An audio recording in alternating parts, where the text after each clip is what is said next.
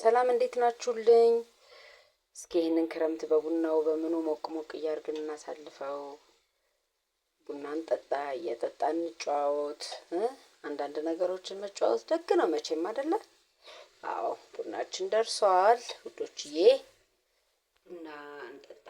ያው መቼም እኔና ቡና እንጠቁኛላችሁ። ከቡና መለየት በጣም ከባድ ነው የሚሆነው።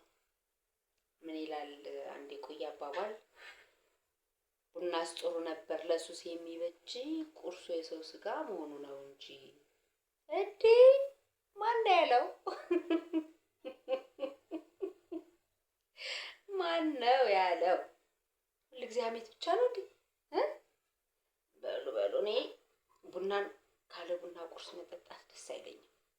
ያን ያክል የሚካበድ ነገር በእርግጥ አልፈልግም፣ ግን በቃ አለ አይደለ የሆነ ነገር አፍ ላይ ሲደረግ ደስ ይለኛል። ስለዚህ ይኸው ነስ ያዝ አድርገን ጋራስ አድርገን እሺ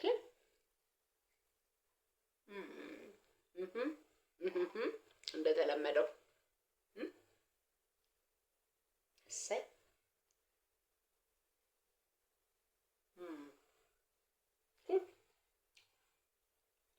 እኔ የምለው ግን እውነት ለመናገር ቡና ለሐሜት ከመፈለጉ በላይ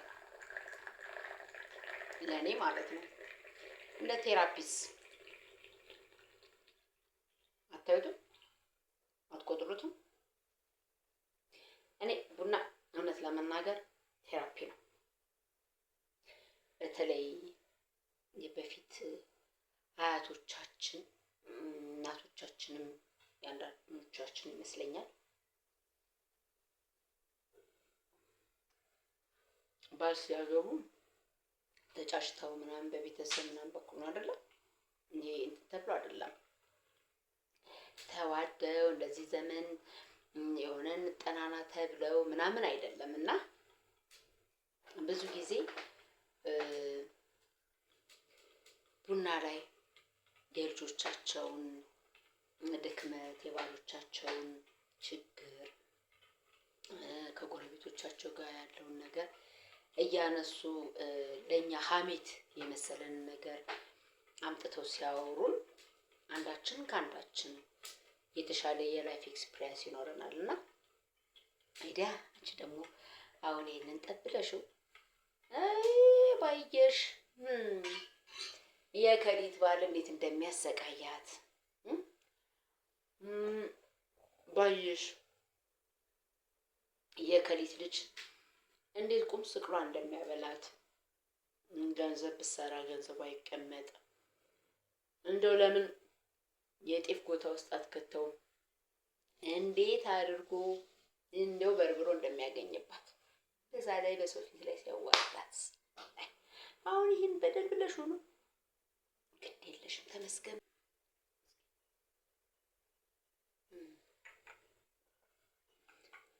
እና ወዶችዬ ስንት እውነት ለመናገር በጣም ብዙ ቤተሰብ በዚህ ኬዝ ድኗል።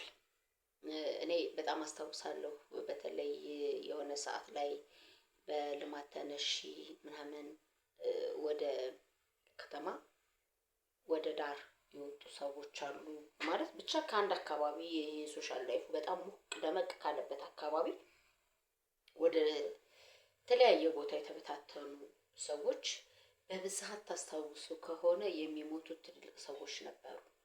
እነዚህ ትልቅ ሰዎች ስፔሻሊ እናቶች እውነቴን ለመናገር የጓዳቸውን ችግር፣ የህይወታቸውን ችግር በልጆቻቸው፣ በባሎቻቸው፣ በሌላኛው ጎረቤት ወይም በአብሮ አደግ ጓደኞቻቸው የሚመጣውን እያንዳንዱን ችግራቸውን ልክ እንደ ውጪ ያው እኔ በእርግጥ ሂጄ አላውቅም፣ ግን እንደምንሰማው አንድ ቆንጆ ክፍል ይዘጋጅና በጣም ጥሩ መዓዛ ያለው ኮምፎርታብል የሆነ መተኛ ወይም ጥሩ መተኛ ሶፋ ተዘጋጅቶ በጣም ንጹህ በሆነ ሩም ውስጥ ለስላሳ የሆነ አእምሮን የሚያድስ ሙዚቃ ተከፍቶላቸው፣ ክላሲካል ተከፍቶላቸው ጋደም ብለው ቀስራቸው እንደሆነ ምን ይመስልሻል፣ ምን ይመስልሃል እየተባሉ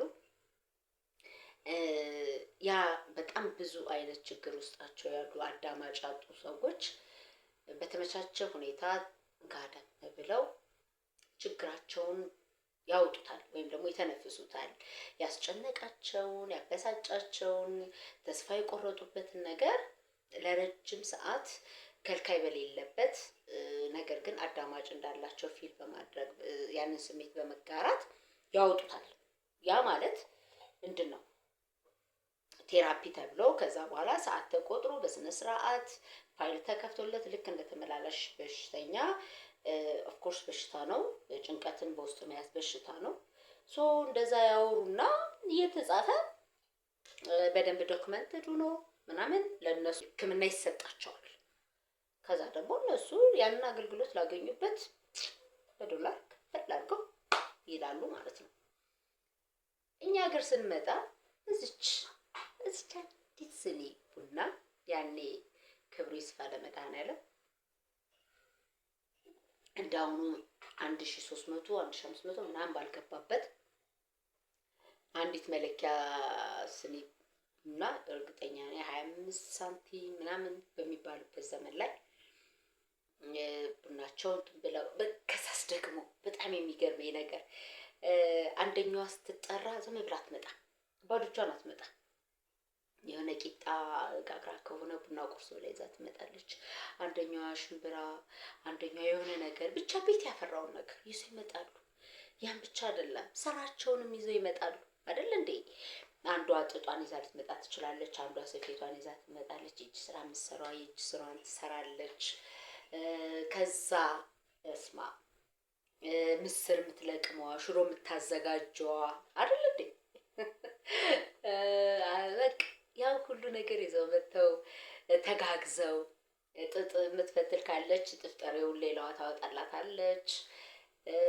እንደዚሁ የምትለቅም ካለች ታገዛለች። ስራቸውን ጨርሰው ከዛ ደግሞ እርስ በርስ ተይ እንደዚህ አትበይ፣ ተመስገን በይ፣ ጥሩ አይደለም፣ ሀዘን ሲመር ጥሩ አይደለም። ሌላው ቀርቶ ሀዘንን እንኳን በተመለከተ ሀዘን ልጆቻቸውን በተከታታይ ያጡ ሊሆኑ ይችላሉ፣ ባሎቻቸውን ያጡ ሊሆኑ ይችላሉ፣ ወዳጅ ዘመዶቻቸውን ቤተሰቦቻቸውን ያጡ ሊሆኑ ይችላሉ። ግንስ በጣም ሲያመሩ ታይ እረፊ፣ ሀዘን ነው የሚጠራው፣ እንደዚህ አታድርጊ፣ ፈጣሪን አታስቀይሚው በሚል ምክር ከዛም በሚወረወር ከመወርወር ባሻገር ደግሞ ይሄ እንትናቸው የህይወት ልምድን በደንብ ነው በቃ የሚያጋሩት በደንብ ማለት ነው።